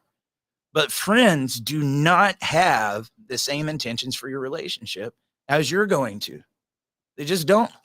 And I think a lot of these relationships break up because of miserable friends. They need company. I need somebody to go out to the clubs with me. I need somebody to join in this misery. And now you can put on your makeup and the fancy dresses and take the pictures and put them on social media and act like you're happy too. You know what? You think the grass is greener until you get over there, and then you wish you would have watered your own damn lawn. And then by the time you get there, you did it. You didn't take the time to build with that. You know what? Is there some excitement in just going and finding something new, doing these things and stuff that you're not supposed to? Am I going to find the butterflies? Am I going to risk it? Am I going to do something risky that I'm not supposed to do? I think a lot of people find that excitement and the butterflies into doing things that they're not supposed to do in their marriage, and they get addicted to that. And then it just gets worse and worse and worse, and you see that spiral for the rest of their life. Why in the world would you do that? You can find excitement in your marriage too if you was working on it. But some people, that just gets too old. You are too boring. If you're a good guy, you're just too boring. Wanda Best said, when growing up with my younger brother, my mom was very controlling and still is at nearly 80. My brother married an extremely controlling woman. She has isolated him from his entire family on this side. He feels completely trapped. They have been married for 36 years. She demands that he be her beck and call boy. I have not spoken to my brother in nearly 8 years. My dad and I had a conversation about it 3 years ago. He agreed with me that my brother married someone as controlling as my mom. Can I tell you something, Wanda? Men do that. Men will get in relationships thinking that they're fixing their mom. I put that on the page not long ago, and dude, I got so many people that was mad, but just as many people as that got mad, there was as many guys that came on there and said, holy crap, that's what happened with me. And I'll tell you how I learned about that one. I've gotten the opportunity to hear from some people outside of me, and when I do, I love it because it, I get kind of stuck in this world. But I was at one of the conferences with 21 Studios, and they had this guy there, Jesse Lee Peterson. And dude, you should see the way he handles the trolls. It's funny. But there was something he was talking about, and I was like, this sounds so ridiculous, but I got to go listen to it. He was talking about forgiving your mother, how men, in order to have healthy relationships, have to forgive their mother. And he has a series on it over there on YouTube. I'm telling you, you guys need to listen to it. And when you first listen to it, again, because it pushes back narrative and other stuff, the first time I listened to it, I'm like, what in the heck is this? I got into the second video and was like, oh my God. Got into the third video. Oh man. I even let my wife watch it. She was like, oh my God, this is good. You should go listen to it. A lot of these guys end up getting into that relationship because they, that's what they knew growing up. It's familiar to them. And now if you're in one of these guys that was in a household when you was growing up that had a lot of conflict, where a mother was constantly arguing or doing something like that, there's something about that that feels comfortable to you. There's something about that place that feels like home. We need to change that. We definitely need to change that. So I believe that 100%, man. Dwayne said many men stopped even being teachers because of so many false allegations. It's not worth it. Dude, that is so true. We're seeing more and more men stop teaching. And let's be honest, can you blame them? Can you blame them?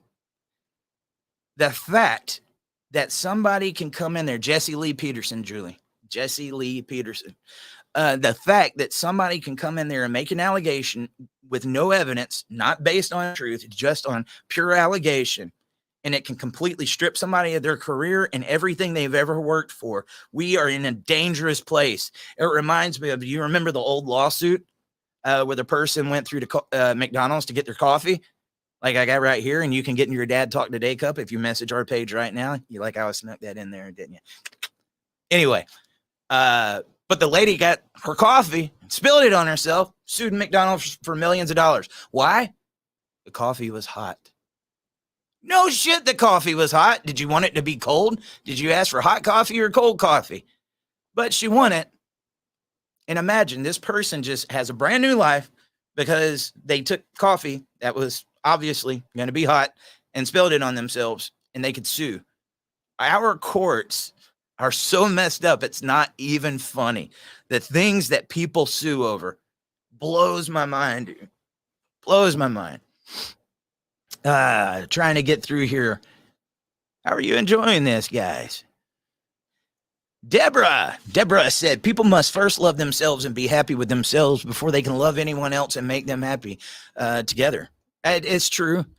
Dude, that was something I went, I got married again at 18, but I would say even from like a very early teenager up until just a few years ago, I didn't love myself and I wasn't truly happy.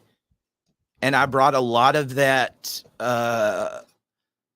hang-ups into my relationships because I wasn't confident. I didn't love myself. I didn't think good about myself. And let me tell you, I didn't realize that until that trip that I said I took about 5 or 6 months ago when I went and did that 2-week trip out in Texas and up north right before that happened, man. And then when I got back home, out of the middle of nowhere, I just got extremely depressed. I mean, like down in the dumps, wanting to listen to Stained and see their, type depressed. And I'm sitting there like, why in the world am I going through this? There's no reason for it. I had to sit there and just really contemplate on it. And it was one of those moments that was very enlightening for me because I realized I have been depressed for so long, not loving myself, depressed, putting my own self down, worry about people's opinions of me, through the divorces, through all, I had been living that life so long, even since I was a teenager, that I didn't even know it. It had became normal to me. Remember how we just talked about the guy that'd get, somebody that's like his mother and it feels like a safe place because it's normal to him. I have been in a state of depression for so long that it had been normal to me. And I said, I want to go get help. And I went and got into counseling and stuff. And dude, feeling good for the first time. I can look back and see it. And I was like, I carry trauma on my back. 20 years, not even knowing it. And there could be a lot of you guys out there doing the same thing. Even in, how does that go with today's subject? Even in your relationship, you might have a lot of this depression. You might have a lot of these thoughts that we're talking about right now, but you are so used to this type of life and being a slave in that type of a relationship that you don't even know what's happening. And what happens when somebody starts questioning their own narrative or their own life? They try to find excuses for it. That's not me because this is what's going on in my relationship or this is what I'm doing. No, but it could be you. And I'm going to tell you, the more that you let your guard down and you start questioning, am I doing the right thing? You might find out that happiness isn't happening because of you and because you've allowed these things to happen. You've become used to it. You've let that life control you and consume you. And I was one of those guys too, man. That was one of the best moments in my life to finally realize it and say that weakness, that depression, this thing that has hindered me, told me that I'm not good enough, that I can't do it, that I'm not okay. All of that shit, man, I'm destroying it. And I did. That's the day that I threw that down into the fire and said, don't you ever do that. Today is a new day. I feel like I'm having a reawakening. And dude, I think ever since that day happened, it wasn't long after that I started doing these daily podcasts. Have you seen a difference in the podcast? I have. I enjoy doing this. Dude, the last 2.5 years that I had been doing the podcast, I was not happy. I was here because I was here to fight and to get out the message. Now every day, I'm excited to get on here with you guys. I'm not excited about the subject matter sometimes, but I'm excited to come on here because I know what we are doing is making a difference. And I am confident enough to get on here and say what I want to say, whether people agree with it or not, because I know what I'm fighting for. But there was something that was holding me back and I had to get rid of that in my life. You guys need to get rid of that trash in your life. It will destroy your relationships. It will destroy your confidence. It will destroy everything about yourself. You don't need it. Get rid of it, please. Please. Magnus, and let's say hey to Magnus. That's a pretty nice plate you got there, bro. Are you a chef? Is that a scallop? Is it? My eyes are bad. I could be wrong. Tell me, what you got on that plate right there? I like food. I love food. Anyway, he said, I am a full-time single father. My ex-wife was very selfish and laying in bed playing with her telephone 24/7. I have to do all the household and manage the kids myself all the time. She never spoke kindly with me, and we didn't have any kind of intimate relationship the last 3 years. So I needed to leave because I'd be more happy alone than being with a woman like that. I can understand that, dude. You remember when families used to sit down and eat together? You remember when we used to go on vacations, or when we used to do what I was talking about in the car? 99 bottles of beer on the wall. You want to play grocery store? I'm going to the grocery store, going to buy apples, bananas, Cracker Jacks, deodorant, eggplant. We would play these games and stuff. That doesn't happen anymore. What are people doing? When you used to go and you're waiting in the airport, or you're at the grocery store in the line, and you're just waiting, and you meet the random person. Oh, hey, how are you doing today? Let's talk, or something like that. Nope. Even relationships. Let's think about relationships. Are people just bumping into each other at work or any of these places and falling in love? Maybe some of them are. How are they getting their relationship? Tinder, Plenty of Fish. Why you guys are getting on Plenty of Fish, man? Come on now. Come on. Anyway, the world has changed. And it's sad to see how many people get zoned into this. And if they could get zoned into the relationship and as committed to the relationship as they do these cell phones, we could get somewhere.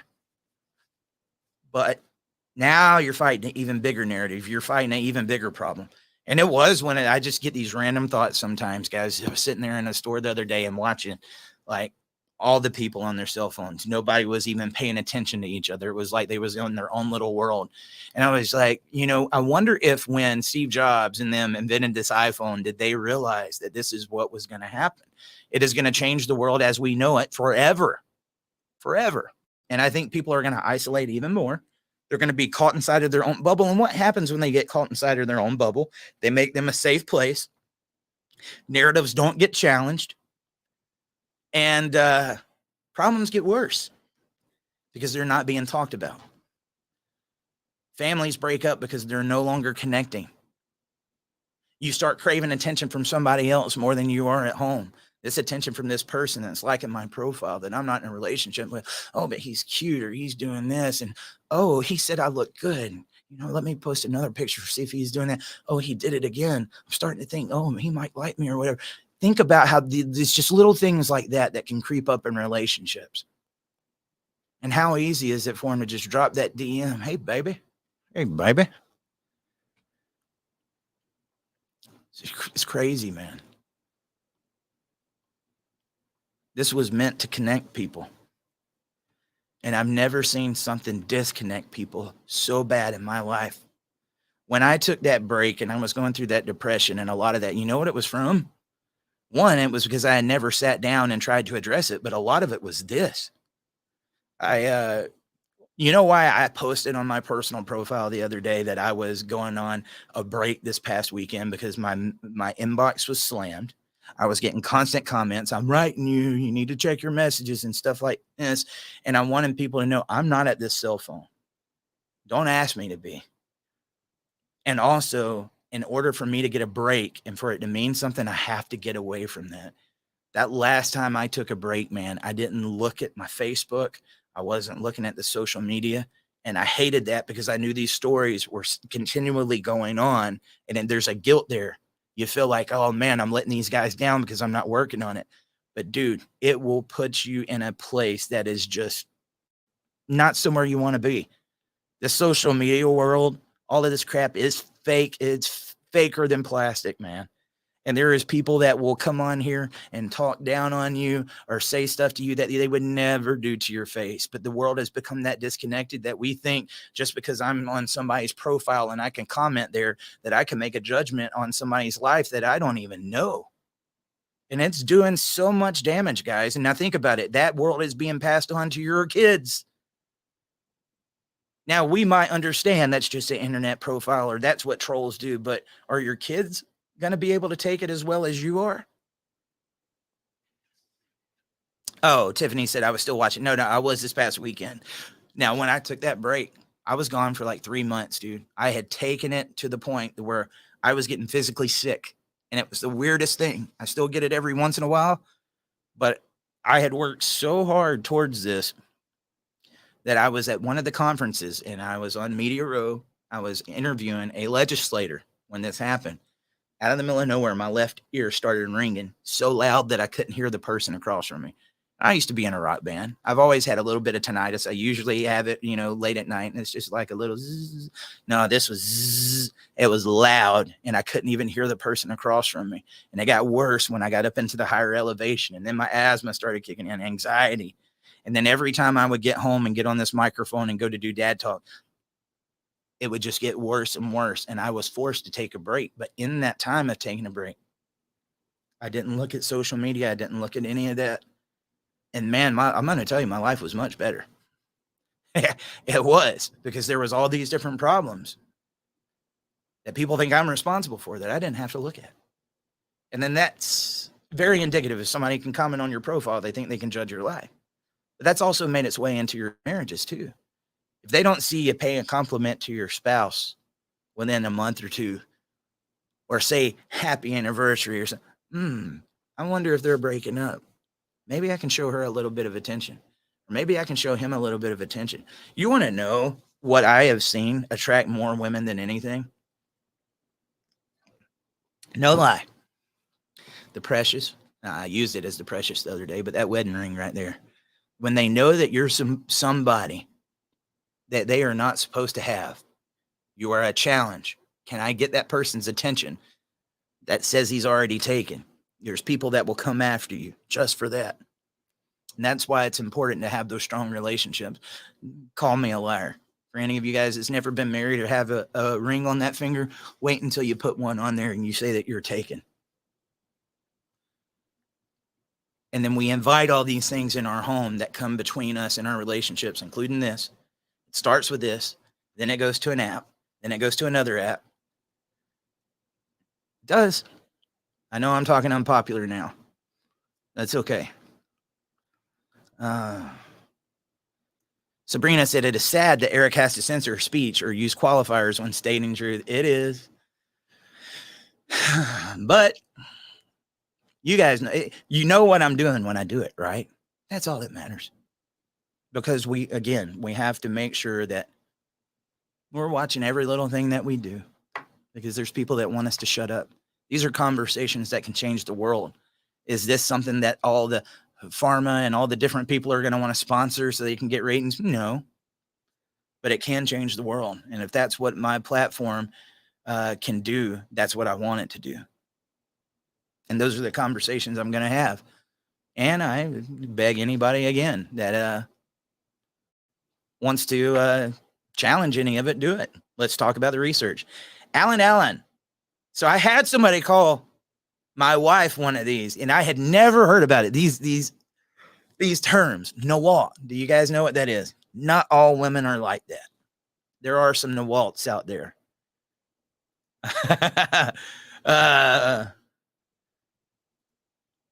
Ronald Derry said, my ex-wife was charged with 4th-degree child abuse. The children were not removed. She protected by the system because she's an executive at General Motors. Oh, man.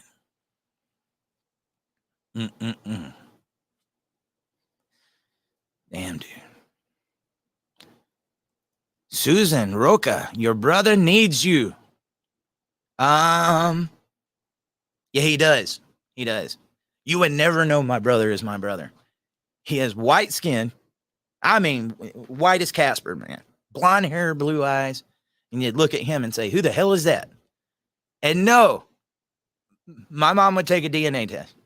He looks like my dad's dad, but we look like two completely different people.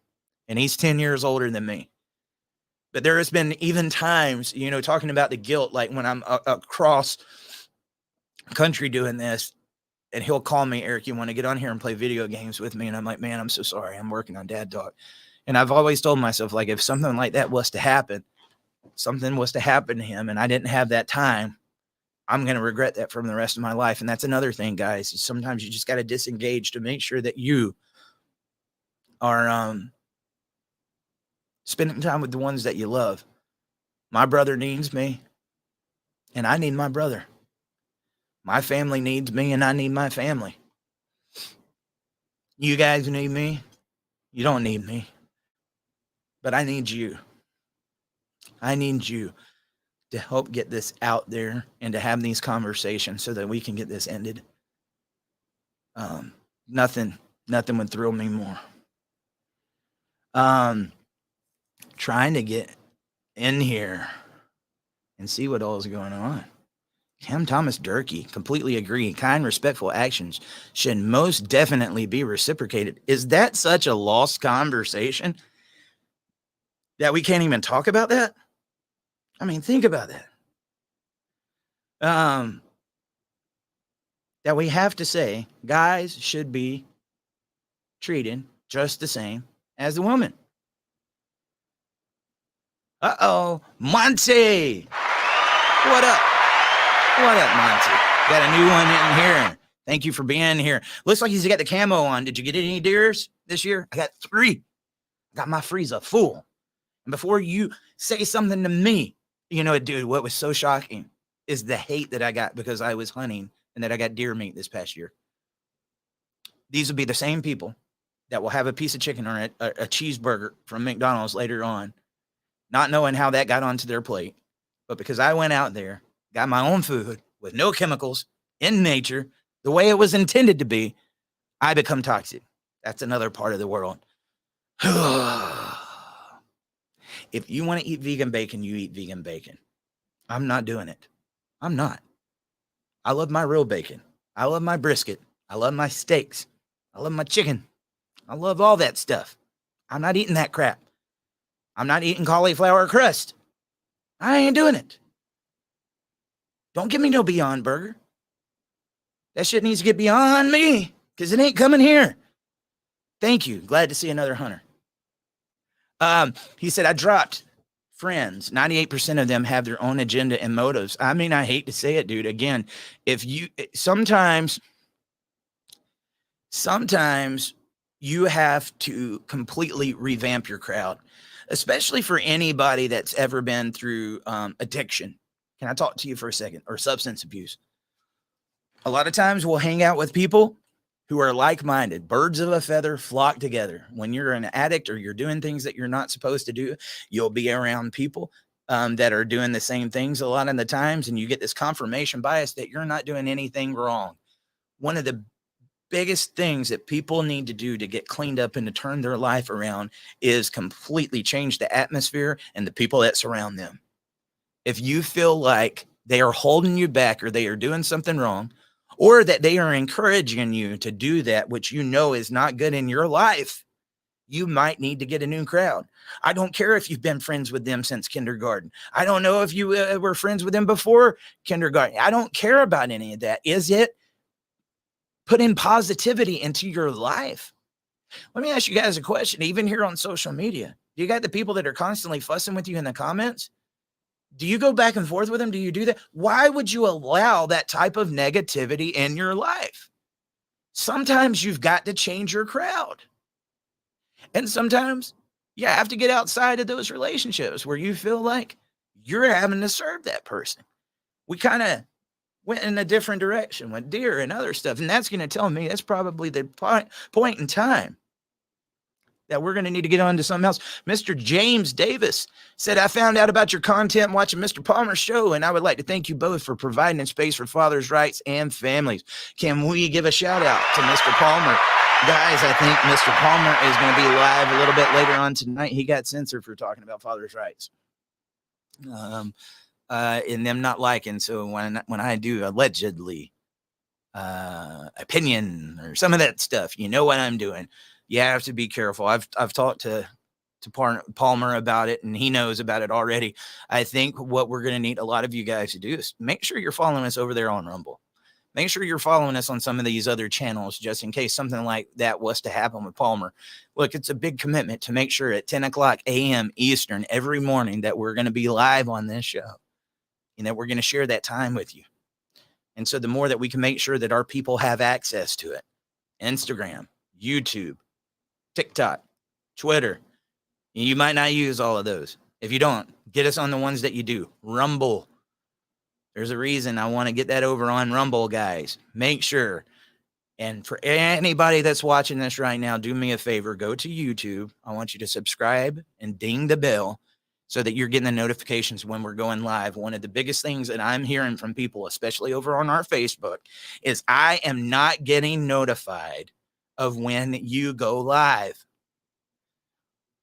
Why did I grow a page and make all this content and pour all this time into this platform to reach you guys, and then my content is not going to get out there? That pisses me off, man. It does. She said, can you upload videos? If people will start going over there, I've actually got a service where I can start live streaming to Rumble, and I guess we'll start that up tomorrow. I'll make sure that's going over there. And then for anybody else too, Twitter has a little bit more leniency. You can actually watch this show on Twitter. You can watch Dad Talk Today on Twitter. I'm not doing it over there right now because we don't have many people over there. That was the one platform I never put much time into. I didn't. I've got a lot of the content just filtering over there, but each social media platform is like a full-time job. But if some of you would like to watch over there, and if you got a Twitter, go over to it, twitter.com/Dad Talk Today, and you can watch it over there. And there's going to be conversations that we might be able to do over there that we can over here. And I'm going to tell you, there's going to be things that are going to need to be said, guys, that we might not be able to say on here. I know. Look at it. That's the world today. But man, we had a pretty good audience today. You guys stayed with me the whole time. Did you enjoy that? Do you enjoy Dad Talk? We enjoy you. I love having you here. One more time before we get out of here. Can you pull up that phone? Can you pull up that computer? Can you hit that like button? Comment in. What's your name? Where are you from? Tell us where you're watching from. Can you comment down there? Can you tag some of your friends and say, hey, you need to be watching this show? Can you make sure to tell another father out there that's going through these challenges about this platform and that it exists? Dude, this is a platform that we're not saying for you to go follow so that they can become a big show. This is a platform that's working towards change and getting the awareness out about what me and you are going through. And you might learn something along the way. You might learn something. That's what we're trying to do here. Ken for shit. It was 50 stars. Thank you so much, Ken. I appreciate that, man. But yeah, tell us where you're from. Hit that like button. Hit that share button. And again, YouTube, subscribe. Ding the bell if you don't ding the bell with it. Hold up. I think I even got like a little Giphy or something like that up here that shows you how to do it. Yeah, subscribe. Ding. Boing. Oh, that didn't sound right, did it? That reminded me of like Beavis back in the 90s. Anyway. Hey, that would be a good sound effect. We're going to try to get more of these sound effects. I've been. Yeah, I'm going to get some more of them. What would be good? Just trying to keep it entertaining. I got one for you that's going to be coming. Anyway, I was getting out of here. Make sure, like, share, subscribe. Do that. We might start getting the audio podcast. I've had a lot of people like, man, I can't get your audio podcast. It's because we're not doing it. Because when I do that, I have to go strip the video down. I have to get the audio. I have to clean it up. And then I have to put it on those other platforms. Here, I can go live. It's up and we're done. And tomorrow I'll come and do it again. So I would ask you to follow here. If we can start getting those audio ones up, we will. Many ways that you can support this show right here. That's Cash App Today on Cash App Today. That's Dad Talk Today on Cash App. Ooh, that way. Cash App Today, or no, Dad Talk Today on Venmo. Man. Yep, I'm starting to slur on my words. I haven't got to drink my coffee. I've been talking too much. And it's weird. Everything goes the opposite direction of the camera. But Dad Talk Today, no spaces, Cash App, Venmo, Patreon. Ways that you can support the show. Get these cups, guys. Take pictures of them. I'll post them on the platforms to show your support. If you get those in there to us, make sure to message us over there on Facebook. I will be live again tomorrow. Actually, I won't be live tomorrow. I'm recording that show tonight with the father where they moved the daughter out of the country because we got a little bit of a time zone difference, but that will be tomorrow at 10 a.m. Eastern, and we'll be live every day after that. And I pray that you guys will come and help me make that story go viral, because right now, what can he do outside of public awareness? Once they move him out of the country, your hands are tied. Your hands are tied, and there's going to be somebody from Guyana trying to get back somebody from the United States. It's going to be very, very hard. But we're going to get that out there and continue this conversation. So until then, guys, stay cool, stay dad. Happy spouse, happy house. Ladies, he deserves to be happy too. If you want happiness, so does he. You want attention, so does he. You want something to eat, so does he. Pizza. I mean, that was for my wife. But we want it too. He wants sex. A lot of times you want sex too. Can we fulfill each other in this thing called life and marriage and relationships? And if we did that and we both worked to make sure that both of them are happy, they probably wouldn't want to go anywhere else, would they? I don't think so. They might stay. We might actually have this thing known as intact homes where everybody does their part. Sounds crazy. I mean, it does. It sounds ridiculous because we're so far away from that right now. It's not even funny. And it's because they did that. They did it by design. If you don't have strong families, you'll never have a strong country. If you don't have strong countries, you'll never have a strong world. It is affecting everybody in the world right now. So we owe it to the future generations, to our kids, to our grandkids, to start having those conversations today. I'll see you guys tomorrow. I hope you have a good one. Hey everybody, Eric Carroll here. Thank you for tuning in to another exciting episode of Dad Talk Today. While we fight for you, we would ask for you to please help fight for us. Like, subscribe to our channel, and ring that bell so you get notifications every time we go live. There's also super chats, patreon.com/dadtalktoday, and other ways you can support our channel. Thank you for being here, and we will see you next.